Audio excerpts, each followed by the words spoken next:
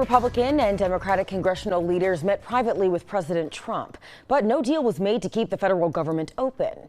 This could result in a wide-scale shutdown of major services in more than 24 hours. 22 News reporter Kaylee Thomas joins us live in studio with what this looming shutdown could mean here locally. CR, there was little movement today between the two sides in negotiations to prevent the shutdown. Now federal funding is set to run out by the end of the day Tuesday unless Trump and leaders on Capitol Hill can reach an agreement. Republicans have faced a list of requests from Democrats for weeks in exchange for their votes to keep the government open. A major focus for Democrats was addressing a rollback of Medicaid cuts and extending subsidies that limit the cost of health insurance under the Affordable Care Act, which are set to expire at the end of the year. We don't want to see people lose their health care. We don't want to see people's premiums go through the roof.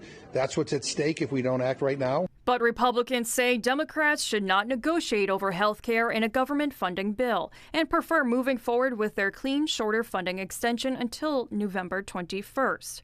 Both sides had a standoff until one party backs down or softens its demands. It would be wonderful if both sides were able to sit down and figure out really how to govern going forward so that we're not constantly doing these continuing resolutions to simply kick the can down the road to fund government. If a deal is not agreed on, then many government offices across the nation, including in Western Massachusetts, will be temporarily shuttered, and non-exempt federal employees will be furloughed or required to work without pay. And that seems to be particularly problematic for the military, for example, or people who work in the airports. And there are a lot of people who are essential workers that we depend on. Experts say it could also have an impact on many local businesses that depend on a regular check from the government. Impacts their planning, their game plan to finish this year off as strongly as they can. The House of Representatives isn't likely to be in session again until October 7th.